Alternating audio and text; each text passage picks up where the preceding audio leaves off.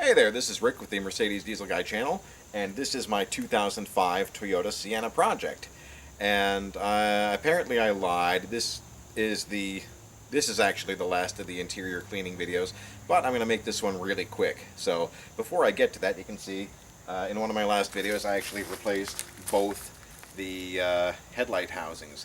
The reason I did that is the old ones were fogged up, and while I could try to polish them out, I figured that just the path of least resistance was to put new units in. These are just aftermarket units I got off of rockauto.com, and they look new, they look good, so I'm just going to see how these go. I saved the old ones for spares, and I can always try to polish them out at a later date. So anyhow, to the interior cleaning. I'm going to go handheld with the camera here for a moment. Let me show you what I've done so far.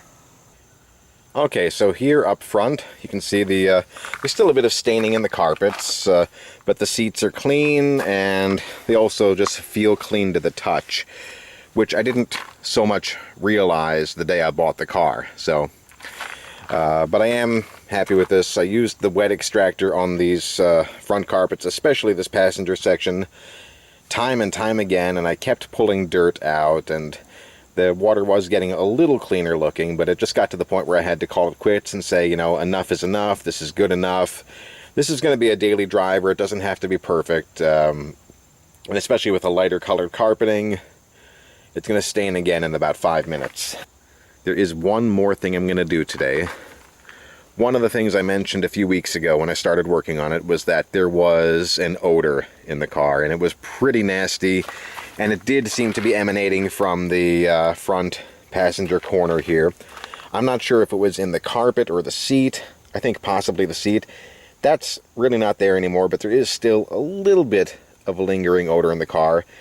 It's about 3 to 5% what it was when I bought it. So the cleaning job I did in here was very effective, but there's one more thing I'm going to do. Just give me a second. Okay, so for the last stage of cleaning, what I have here is an ozone generator. I got this off of Amazon.com. I've never used one of these before, but once again, I've seen other people online on YouTube using these things to really purify and clean air. So I think the idea is it's going to get into anything residual and just deodorize it. So we're going to see how that works. Like I said, it is just taking a whiff. It is pretty clean in here. Certainly not new car clean, but excellent for a 16-year-old car. But I want to make this as good as I can. So I read the manual, and it says it says to set the timer based on the amount of square footage you have. I really don't know how much square footage I'm working with in here, so I'm not sure if I need a 15-minute blast or a 30-minute blast in here, but I'm going to run it for 30 minutes. And of course it says to use in unoccupied space only, because ozone on its own, I believe, is toxic. So basically I'm going to run this with the van closed, and while I'm doing that I'm going to do some other work, and I'll do other videos on that. And then after that, it's got to air out, I think, for a half hour before you occupy the space again. So I'm going to run this for a half hour and then leave the windows and doors open for a half hour after that, and that should do it. So what I am going to do is I'm going to place this probably up front, run an extension cord through the door, and set the timer at 30 minutes. Okay, so I have it here on the front seat, and I have the plug hanging out the door, and I have an extension cord here handy outside. I have already set the timer at 30 minutes. So what I'm going to do is I'm going to close the door, and that's all sealed up, and I've got the cord hanging out there. So now all I got to do is plug it in.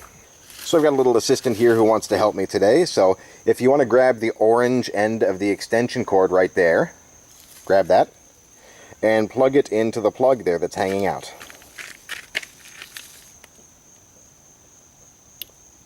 And stand back. Thank you, assistant. And looking in the window here, I can see that the light is on. So now all I've got to do is wait for 30 minutes, and then I will open up and air the van out.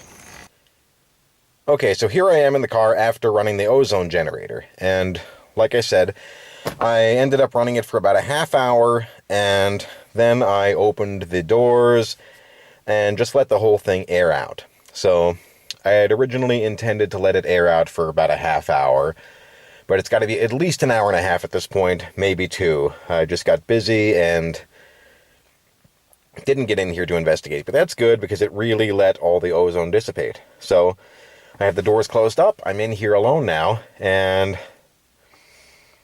really the van does seem to be completely deodorized. I don't know if any residual odor will build up in here again, but it does seem completely deodorized in here right now. This is actually pretty fantastic in comparison to the way the van was. I guess I've owned it a little over a month now, so everything in here really does seem to be clean. Anyhow, this is Rick with the Mercedes Diesel Guy channel. Thanks for watching.